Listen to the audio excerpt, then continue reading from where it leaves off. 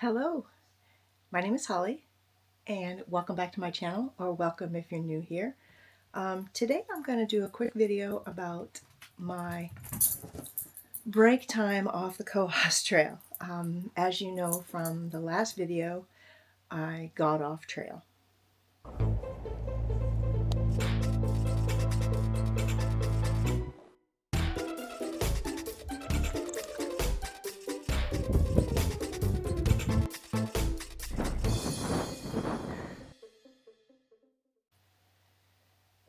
So I left the trail at the end of day 15 on June 28th. It was a Saturday, and I had every intention of resting on Sunday and going back out on trail early Monday morning to finish the trail. I didn't have to be back to work until Wednesday, and I only had basically 2 days to do. I had 17 to 18 miles left on the trail to finish the Cohos Trail, and like I said, it was my every intention to go back out on Monday morning.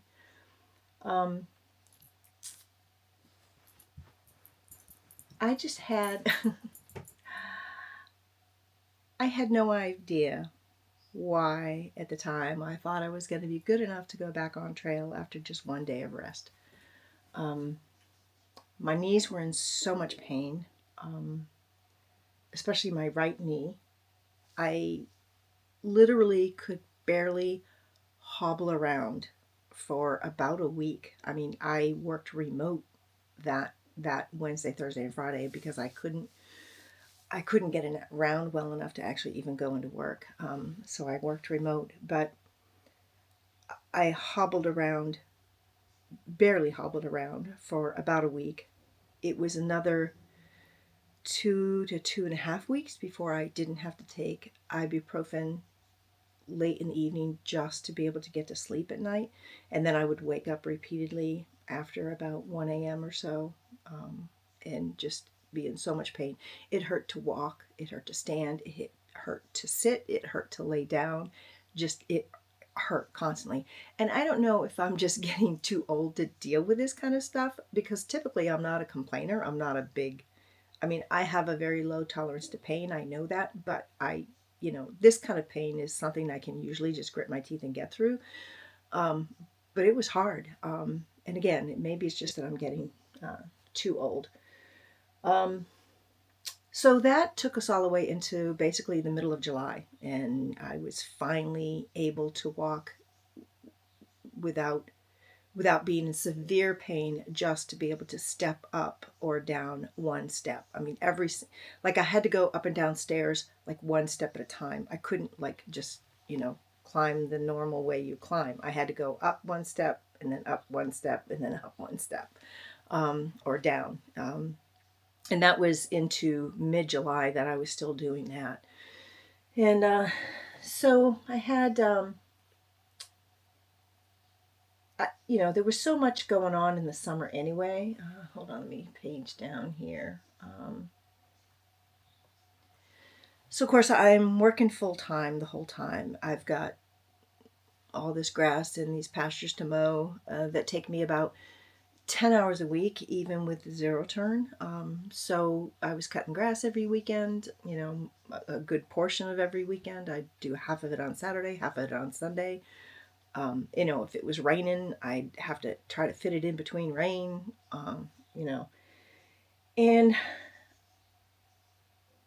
yeah, so I needed time for all my injuries to heal as well. So the gouge on my left shin, here it is the day after the fall.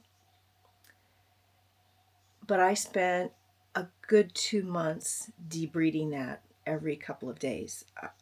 It was much deeper than I originally had thought, and so I had to remove all the scabbing every couple of days to let it heal from the inside out. And that was a good 2 months of debriding that. I mean, I couldn't believe how long it took. But the 2 major blisters on my insteps of both feet, continued to peel for weeks. And other blisters on my feet as well continued to peel for weeks. Just, get new layers of skin, just kept peeling off. And in fact, my insteps are still, that skin is still very tender and peels very easily. I had a fairly labor-intensive project I wanted to do this summer as well. And I know for a fact that I took photos of projects along the way, but I have no idea what happened to them. So I had this very steep hillside behind the house, and up until a couple of years ago, I would cut that with a push mower. And then I just got to the point where I couldn't be bothered getting out the push mower just to cut this little hillside. So I kind of let it go, and it just all went to weeds. And then suddenly crocuses started like popping up in the spring, which was odd. There had never been any there before. Anyway, I wanted to build shallow planting terraces and a set of, flat steps that wouldn't be a death trap in the winter going up to the shed. So I do have a couple of pictures that I took before I started the project. So on this photo, you can see that there's some retaining wall blocks stacked up in the far left on this photo. And here you can see I've started to lay out where I would need to dig for the blocks along the upper side of the area.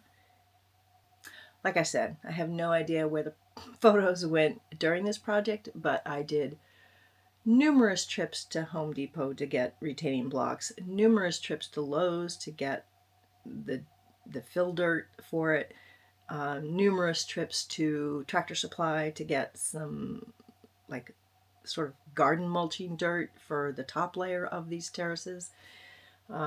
Anyway,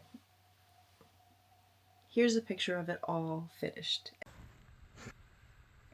So in the upper terrace there, I have lavender planted. These are the original stones that were used as the steps going up to the shed. They were pretty sketchy in the winter, but now I have actual steps going up, and I know that they're diagonal, but if you look between the edge of the house and where I want to land up there in front of the shed, it's a straight path up. And then here's the rest of them. And I've planted crocus and muscari and hyacinth in there. And despite the fact that they were planted at the end of September, a whole bunch of them started sprouting, as you can see here. And up there, they all started coming up. So I hope it hasn't killed them. Anyway, so yeah, I'm pretty happy with this. I won't have to try to cut this hillside anymore, and I can cut all the way around it with the zero-turn mower. And of course, this was just taken in November, so it doesn't, the leaves are already all over the mulching and everything, which is fine, because the last thing I did on this project was I planted bulbs, 150 bulbs of crocuses, muscari, and hyacinth. So I had plenty of small little projects I did as well, or small little things I did. I picked elderberries. I made elderberry jelly. I had 5 tons of wood pellets to pick up and unload by hand into the garage, 1 ton at a time. In late September, I did the only hike all summer long, from between the time I got off the Cohos Trail until the time I started back out on the Cohos Trail. And that was up Blueberry Mountain, just to be sure that my right knee would sort of hold up. And I finally got a coat of paint on the exterior walls of the laundry room addition. I worked on a craft project that I can't show, but between July 10th and July 30th, I spent 49 hours and 20 minutes working on this project, and I've since spent plenty more time, and I will spend plenty more time after this, but I can't show that project. I knit 2 tank tops in August. Anyway, finally I knew I sort of couldn't put it off any longer because it was going to start to get cold. As it was, early October was unseasonably warm here. So on the early morning of October 4th, I headed out to finish the Cohos Trail. And I knew it really couldn't be considered a through hike anymore, but as far as I was concerned, it was. So, that was just, I mean, it took me so long to heal anyway from the injuries that it just, yeah. Anyway, so I will see you in the next video where we head out to Edmonds Path Trailhead parking lot to get back on the Cohos Trail. So thanks very much for watching. Have a great day. Bye-bye.